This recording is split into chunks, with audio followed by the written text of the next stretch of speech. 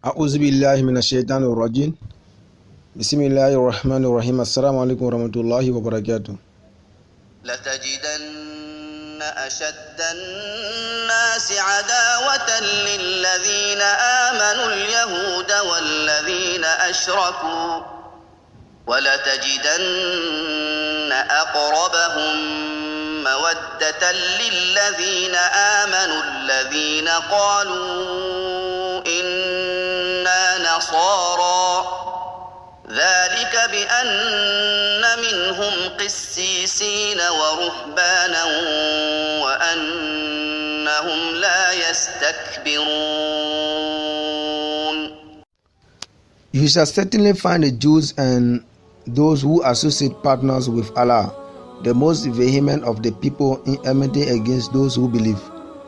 And you shall certainly find those who say we are Christians, the nearest in friendship towards those who believe. This is so because there are servants and monks among them, and because they are not haughty. This is Allah subhanahu wa ta'ala giving all the descriptions of the enemies of Islam. This is Allah subhanahu wa ta'ala teaching us what is the plan of the enemies of Islam. You see, the Jews were the worst enemy during the time of the Prophet ﷺ, and the Jews are the worst enemy during our time. The Jews were the one that were organizing all the propagandas against the Muslim during the time of the Prophet ﷺ, and the Jews are the one that are in the lead of the media warfare against the Muslim nations. The Jews are the ones that are organizing all the nations of the world against Islam. I mean, these people are very small. They are in very small number. Their number is very limited, but number is not the issue. Because looking at the history of Islam, most of the battles that were fought during the time of the Prophet ﷺ, the Muslims were in minority, but victories were ours. Most of the battles were victorious. Why? Because the Muslims were relying on Allah subhanahu wa ta'ala. They were guided by Allah subhanahu wa ta'ala. Because they were committed to serving Allah subhanahu wa ta'ala, this is why Allah subhanahu wa ta'ala guided them and made them victorious in most of the battles. Because we were an ummah, and we are still an ummah that never get defeated by our enemies. Wallahi, never ever get defeated by our enemies. We are an ummah that get defeated by our own faults. For instance, during the time of the Prophet ﷺ, during the battle of Uhud, when the Prophet ﷺ positioned the men on top of Mountain Uhud, the Prophet ﷺ told them, never ever leave this place. No matter the condition down there, never ever leave this place. Even if the enemies are overcoming the Muslims, don't leave this place. If we are overcoming the the enemies, don't leave this place.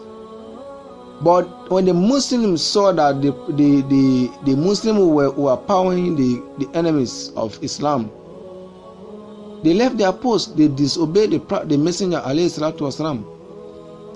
So what was the result of their disobedience to the Messenger alayhi salatu wasalam? The enemies of Islam bypassed, and then they came. They started attacking the Muslims from behind. This is why some majority of the Muslims left into that battle. Because of the Muslim disobedience to the Prophet ﷺ, because of the Muslim disobedience to Allah subhanahu wa ta'ala, that's where our failures lie. That's where we always fail, when we disregard the guidance of Allah subhanahu wa ta'ala. When we are disrespectful to the Prophet ﷺ, then our failure comes. Islam is guided by Allah subhanahu wa ta'ala, not the Muslims. Otherwise, the extent that the enemies of Islam are committed to implementing their plans. If Islam was not guided by Allah subhanahu wa ta'ala, there wouldn't have been any Muslim living this dunya. But because Islam is guided by Allah subhanahu wa ta'ala, the enemy will never ever get rid out of Islam. They will never ever get rid out of Islam. But we the Muslims have to do our parts. You know what is a speedometer? A speedometer, you know how fast you are moving. When you are driving or you riding, you know how fast you move. There's also a meter that is used for temperature, and there's also a victory meter. The victory meter for the Muslims is our relationship with Allah subhanahu wa ta'ala. How obedient are we to the Prophet alayhi salatu wasalam? How obedient are we to Allah subhanahu wa ta'ala? What determines our victory. Because the Yahud, the Jews, the enemies of Islam, they are very much committed to their plans. They are very much committed to their rules. And Allah subhanahu wa ta'ala said their plan is enough to move mountain.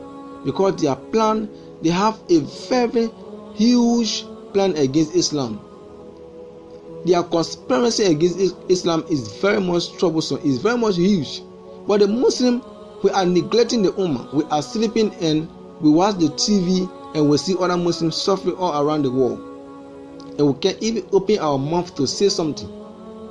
As a Muslim, even if you can't influence anything that is going against the Muslim, but to talk about it.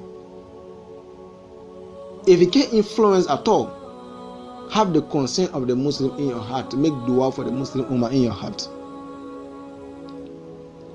Because what is going on between Israel and Palestine, what is going on in Iraq, in Syria, all of these places, these are all,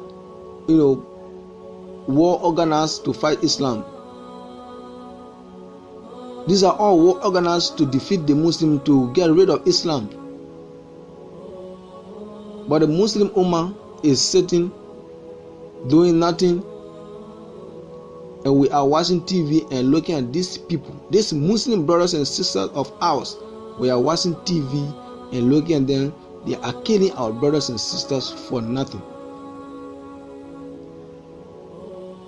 So brothers and sisters, let us have the concern of the Muslim Ummah in our hearts. If we can afford to do anything for them, let us have their concern in our heart at least. Let's make dua for them. Let Allah subhanahu wa ta'ala forgive them. Let Allah subhanahu wa ta'ala, protect them. Let Allah subhanahu wa ta'ala be their God. May Allah subhanahu wa ta'ala, disgrace their enemy, our enemies for them. That's the dua that we need to make. Assalamu alaikum warahmatullahi